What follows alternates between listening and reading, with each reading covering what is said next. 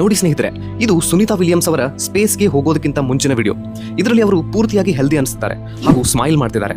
ಅದೇ ಅವರು ಭೂಮಿಗೆ ವಾಪಸ್ ಬಂದ ಮೇಲಿನ ಪಿಕ್ಚರ್ಸ್ ನೋಡಿದ್ರೆ ತುಂಬಾನೇ ವೇಟ್ ಲಾಸ್ ಆಗಿದೆ, ದೇಹ ಕುಗ್ಗಿದೆ, ಫೇಸ್ ಆಂಗ್ಯುಲರ್ ಆಗಿದೆ ಹಾಗೂ ಅವರು ಸರಿಯಾಗಿ ನಿಲ್ಲೋಕೂ ಆಗ್ತಿಲ್ಲ. ಇದೇ ರೀತಿ ಬೇರೆ ಗಗನಯಾತ್ರಿಗಳು ಸಹ ಸ್ಪೇಸ್ನಿಂದ ಮರಳಿ ಬಂದ ಮೇಲೆ ಪ್ರಜ್ಞೆ ಕಳ್ಕೊಂಡ್ಬಿಡ್ತಾರೆ. ಕೆಲವು ಆಸ್ಟ್ರೋನಾಟ್ಸ್ ಅಂತೂ ಗುರುತ್ವಾಕರ್ಷಣೆ ಅಥವಾ ಗ್ರಾವಿಟಿಯನ್ನೇ ಮರೆತು ಬಿಡ್ತಾರೆ. ಈ ಆಸ್ಟ್ರೋನಾಟ್ ಜೊತೆ ಅದೇ ಆಗ್ತಿರೋದನ್ನ ನೀವು ನೋಡಬಹುದು. ಆದರೆ ಈ ಆಸ್ಟ್ರೋನಾಟ್ಗಳ ಆರೋಗ್ಯದಲ್ಲಿ ಇಷ್ಟೆಲ್ಲ ಬದಲಾವಣೆ ಯಾಕೆ ಆಗುತ್ತೆ? ಅದ್ಭುತ ದೃಶ್ಯಗಳಷ್ಟೇ ಅಲ್ಲದೆ ಆಸ್ಟ್ರೋನಾಟ್ಗಳು ಅನುಭವ ಮಾಡುವ ಮೊದಲನೇ ವಿಷಯ ಏನಂತಂದ್ರೆ ಸ್ಪೇಸ್ ಸಿಕ್ನೆಸ್. ಇದು ಒಂಥರ ಸಿ ಸಿಕ್ನೆಸ್ ತರಾನೇ ಇರುತ್ತೆ.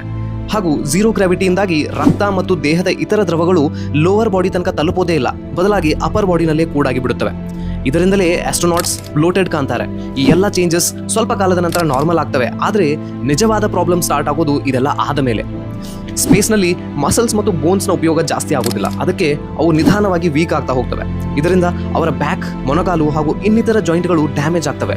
ಆಗ ಸ್ವಲ್ಪನೂ ನಡಿಬೇಕಂತಂದ್ರೆ ಇನ್ನೊಬ್ಬರ ಸಹಾಯ ಬೇಕಾಗುತ್ತೆ. ಜೊತೆಗೆ ಅವರು ಬೇಬಿ ಫೀಟ್ ಅನ್ನ ಕೂಡ ಎಕ್ಸ್ಪೀರಿಯನ್ಸ್ ಮಾಡ್ತಾರೆ. ಇದರಿಂದ ಅವರ ಅಂಗಾಲು ಚಿಕ್ಕ ಮಕ್ಕಳ ತರ ಸಾಫ್ಟ್ ಆಗಿ ಬಿಡುತ್ತವೆ. ಇದರಿಂದ ಅವರಿಗೆ ವಾಕ್ ಮಾಡೋಕ್ಕೆ ಸಹಿಸಲಾಗದಷ್ಟು ಪೇನ್ ಆಗುತ್ತೆ.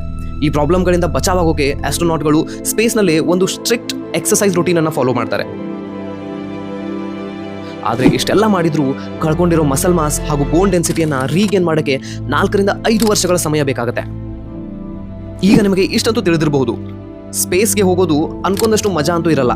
ಪ್ರಾಬ್ಲಮ್ ಇಷ್ಟಕ್ಕೆ ಮುಗಿಯಲ್ಲ. ಬ್ಲಡ್ ಸರ್ಕ್ಯುಲೇಷನ್ ಸರಿಯಾಗಿ ಆಗದೇ ಇರೋ ಕಾರಣದಿಂದ ತಲೆನೋವು ಹಾಗೂ ದೃಷ್ಟಿ ದೋಷಗಳು ಬರುತ್ತವೆ. ಇವು ಪರ್ಮನೆಂಟ್ ಆಗಿ ಉಳಿಯೋ ಸಾಧ್ಯತೆಯೂ ಇರುತ್ತೆ. ಸ್ಪೇಸ್ನಲ್ಲಿ UV ಕಿರಣಗಳು ಮತ್ತು ರೇಡಿಯೇಷನ್ ಕೂಡ ಜಾಸ್ತಿ ಇರ್ತವೆ. ಯಾಕಂದ್ರೆ ಸ್ಪೇಸ್ನಲ್ಲಿ ಭೂಮಿ ಮೇಲಿರುವಂಥ ರಕ್ಷಣೆ ಮಾಡುವಂಥ ವಾತಾವರಣ ಇರೋದಿಲ್ಲ. ಇದೇ ರೀಸನ್ನಿಂದಾಗಿ ಇಷ್ಟೊಂದು ದಿನ ಸ್ಪೇಸ್ನಲ್ಲಿ ಇದ್ದಿದ್ದರಿಂದ ಸುನೀತಾ ವಿಲಿಯಮ್ಸ್ ಅವರ ಕ್ಯಾನ್ಸರ್ ಟೆಸ್ಟ್ ಕೂಡ ಮಾಡ್ತಿದ್ದಾರೆ.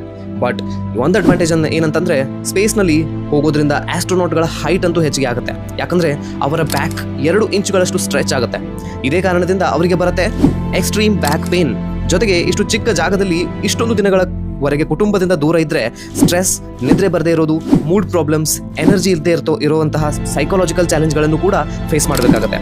ಆದರೆ ಇಷ್ಟೆಲ್ಲ ಆದ್ಮೇಲೂ ಗಗನಯಾತ್ರಿಗಳು ಸೈನ್ಸ್ಗೋಸ್ಕರ ತಮ್ಮ 100% ಕಂಟ್ರಿಬ್ಯೂಷನ್ ಅನ್ನು ನೀಡಿದ್ದಾರೆ.